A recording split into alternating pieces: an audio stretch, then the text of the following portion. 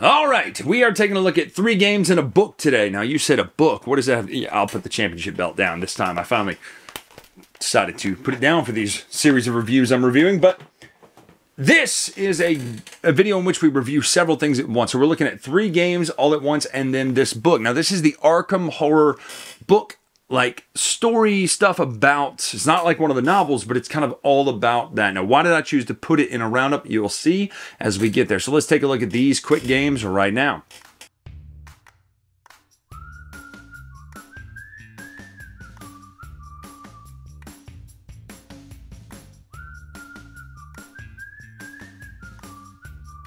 All right, this is Pikit. It is a game all about kaiju and numbers.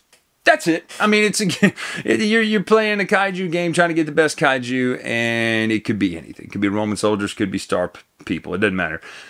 But let's take a look at how it plays. We'll come back up, talk final thoughts. All right, this is the game of Pikit. You are trying to roll dice to summon kaiju or mecha, and you will take cards representing these. You will play these cards to use their effects on them in your hand until at the end of the game you have the most points. You have a card holder, so on that side is the draw pile, on that side is the discard pile.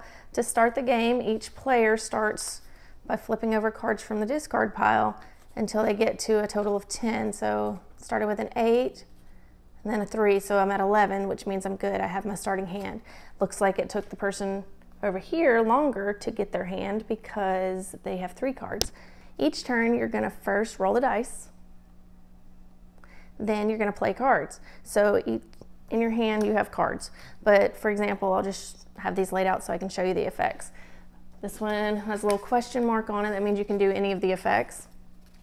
This one right there means you can re-roll dice. This one means you can take the top card of the deck and add it to your hand at any time. That one means at any time you cancel the effect of any card. This one, if you have the most ones at the end of the game, you win 15 bonus points. The purple, you turn a die over to the face of your choice. This one means that you can steal a random card from another player's hand, reveal it, and add it to your hand. And some of them don't have powers. You roll the dice, play cards. So you would play the cards to do those things, and then you can take cards from the pile.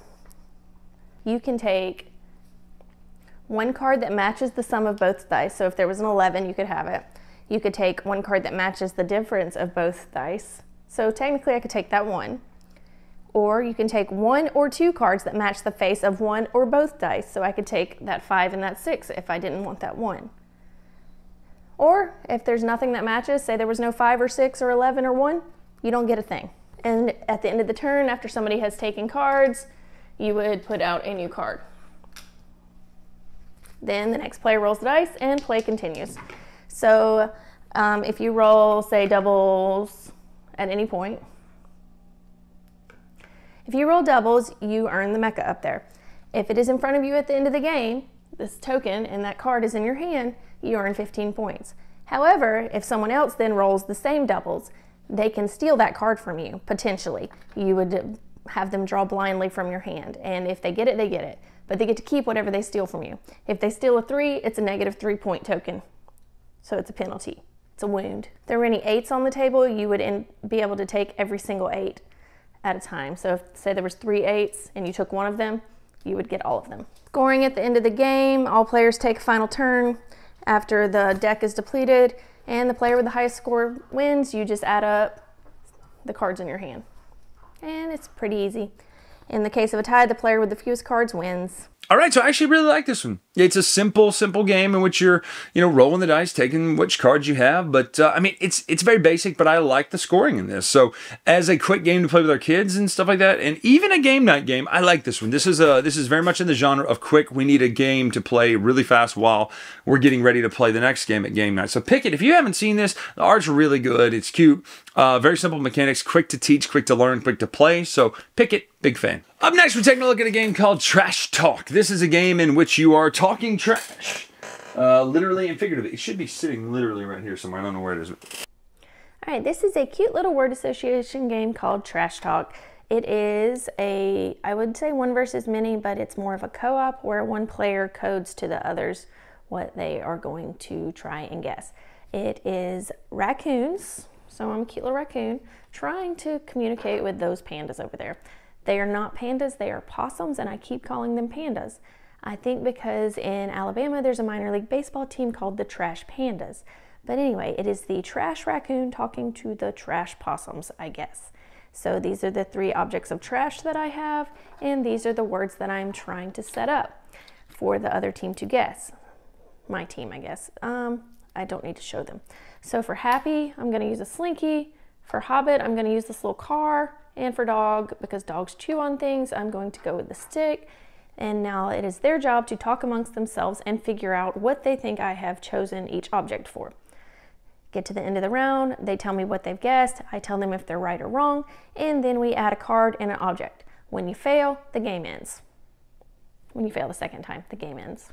Trash talking, a game in which you were talking trash. No, actually, it's a try to figure out what the other person is thinking game, and you're kind of working together. The trash panda is giving clues to the possums, and possums are terrifying. If you've ever seen one at night, right by your head, walking down the back fence, it's horrifying. But anyway, you've got little trinkets, and you're going to place the trinkets out based on the word cards to try to get people to guess what you're thinking. Now, what I really love about this is it encourages you to go get duplicates from around your house of any kind of little trinkets, junk, trash, treasures, whatever you want to do, Lego minifigs, whatever, and put those there in the game, and you can use those too. It gives you some really cool options, including one of those pull back and go cars, which who doesn't love that? But a couple things I like. I like that this is a cooperative type game. It's very fun. Like, I love just the idea of, I love guessing what I'm thinking games. Those are some of my favorite genre of party games is, hey, what is that person thinking? Okay, probably this. Oh, dang, I was way wrong. Or the ever-present conversation of, well, there's no way they'd be thinking that. And that's exactly what they were thinking. So, Trash Pandas, fun game. Or Trash Talk. Trash Talk, I really like this game. It's a great party game, and I think the kids are going to love this as well, especially when we incorporate their own toys into it. So, coming up next is a game called Word Travelers. No, I didn't misspeak. It is not World Travelers. It is Word Travelers. But yes, you are traveling the world, and you're traveling with words. Traveling with words, I say. Junior. Anyway, I don't know where that came from. But the point of this game is you are traveling to another country, and you don't speak the language, and you're trying to talk to people about where you go and where you went, and you have to describe to the other people where you went and where you go, and it is cooperative as well. And you're also trying to guess what people think. So, let's take a look at how this plays. We'll come back up, talk final thoughts. All right, here we are set up for a 2-player game of Word Traveler. This is just one of the maps available. This is Paris. There is also Tokyo, London, or New York City.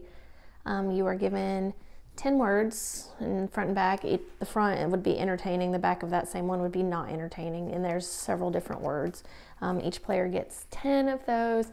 And then you are going to plan a route. You will either be the traveler or the local. You're traveling on day 1 and day 2. You are going to design a route for your traveler to go. You have this really awesome passport. You're going to open it up, and these are the dots that you are trying to get to.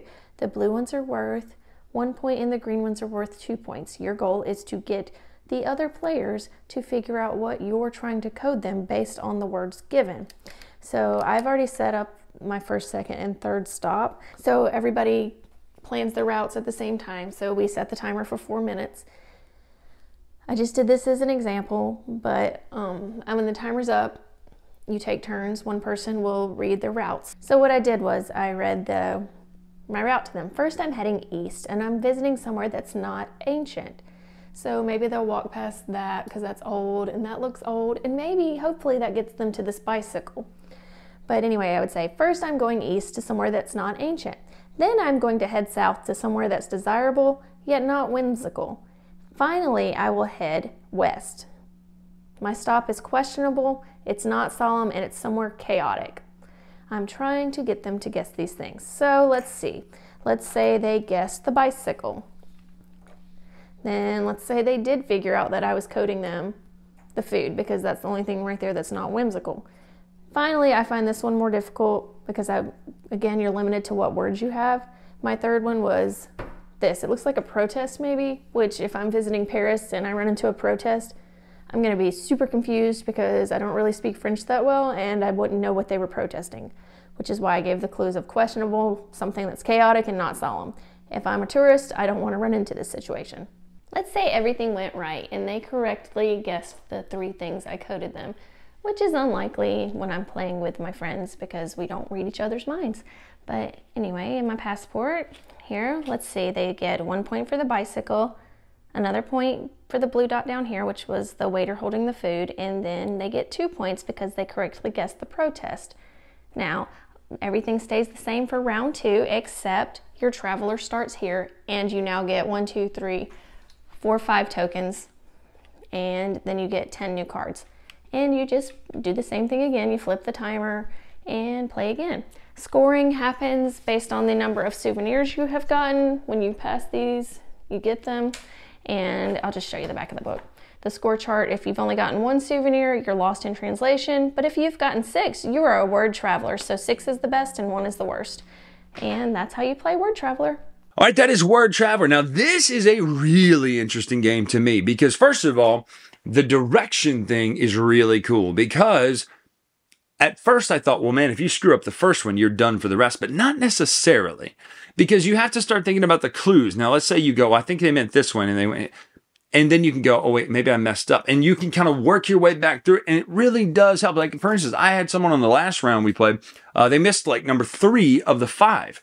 But they still got the other 4. And that's interesting to me how they were able to course correct and get to where I needed them to go, even though they missed one. And you would think if you miss one, because it's directionally based, you would miss them all. But no, I love the concept. I love the fact there's 4 different maps in there. And all the pictures has a, kind of a glossary of what all those are, where they are in the cities, in Paris and New York and all that. So really, really cool stuff. A great, it reminds me of Concept a little bit where you're trying to play together and think things out, but it's a little different because it actually has to do with traveling. And if you're traveling fans like we are, it's definitely something that would appeal to you if you like party games and guess what I'm thinking games. And last but not least, let's take a look at this book from the Arkham Files. All right, so this is Welcome to Arkham. It is the Arkham Horror Files, and it is loaded with information from all the games and books and all that sort of stuff. And there's just tons of chock full of info in here. Now, why did I bring this book to this review? Well, here's the reason. Not only do I love the art from Mansions of Madness, Arkham Horror, etc. Actually, I like Mansions way better than Arkham Horror, and I don't think I'm alone in that. I think most people do. But I love this world that Fantasy Flight has created when it comes to the Mansions of Madness being in the Lovecraftian universe. Now, here's why I thought this was very interesting, because all of it is just information about locales and things in the Arkham Horror universe, which is also the Lovecraft universe. Now, why do I bring that up? Now, I'm not a paid reviewer by any of these companies, so I don't care if anybody gets angry with me for saying this. What I'm going to use this for is all my Call of Cthulhu books over there and incorporate these characters, this universe, into my Call of Cthulhu Lovecraftian RPG sessions. Or, I know for a fact that Fantasy Flight has a system called Genesis, or they had a few years ago, and this would work really well with the Genesis system. What would be amazing, and I don't know the legal issues there between those two companies, but I would love to see an official Fantasy Flight RPG with these characters in this universe, because even though, yes, this is Arkham, it's Lovecraft, there's something charming about the Fantasy Flight version, the art and the missions that you've done so far in Mansions of Madness and Arkham Horror that I would love to see. So, this is not just an art book. It's not just a story book or a history book or a background book. That, secretly for me at least, is going to be a supplement for gaming. And that's why I brought it to you, because I know I'm not the only one who plays those games. So that is a whole roundup of 5 different things here. I don't even remember what all I talked about at this point. But if you want to get some sweet merch from the Dice Tower merch store, we have the space shirt, full color, 1,000 colors, whatever it is that Tina does. She does an amazing job. Plus, we're coming out with some new merch. But we're going to have some Halloween merch and Christmas merch this year. We want to get those pre-orders in early. So I'm going to start showing pictures of that pretty soon. Plus, we'll have a summer release as well that you can pick up either on the Dice Tower merch store or at Dice Tower East. So, till next time, we'll see ya.